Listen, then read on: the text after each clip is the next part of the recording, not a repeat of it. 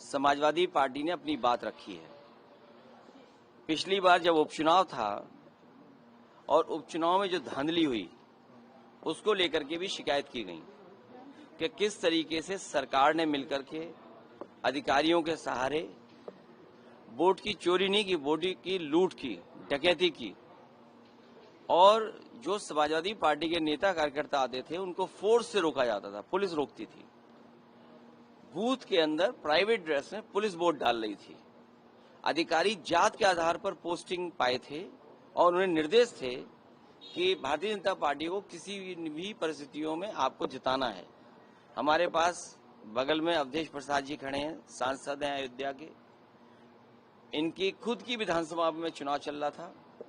इतना भारतीय जनता पार्टी को कभी भी उस विधानसभा में वोट नहीं मिला। जीत हार अलग होती है, लेकिन इतना वोट पार्टी को कभी नहीं मिला।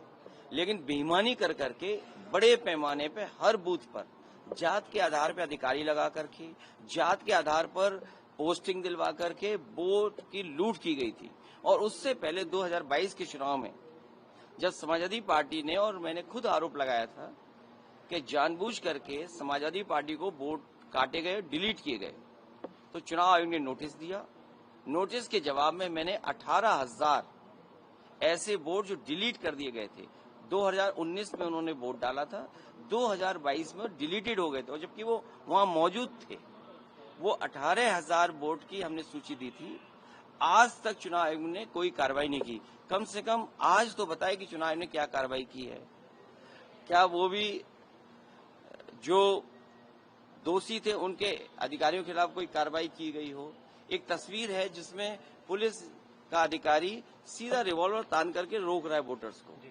रामपुर में जब घटना हुई तब भी हम लोगों ने शिकायत की कि रामपुर में किस तरीके से वोट रोके गए, लोगों को घर से नहीं निकलने दिया। वो वीडियो विजुअल्स है सबके पास, लेकिन कोई कार्रवाई नहीं हुई।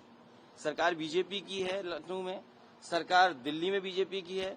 हमें उम्मीद है कि कर्नाटका में कम से कम सरकार कांग्रेस की है। ऐसे अधिकारी जिन्होंने वोट चोरी कराई है, वो बीएलओ हों, एसडीएम स्तर के हों, जिलाधिकारी के स्तर के हों, उत्तर प्रदेश में सरकार होती तो हम लोग कार्रवाई करते उन अधिकारियों पे। हमें उम्मीद है कि कांग्रेस पार्टी उन तमाम अधिकारियों के खिलाफ जिन्होंने वोट चोरी करके वोट चोरी में साथ दिया है, उनके खिलाफ कार्रवाई होगी।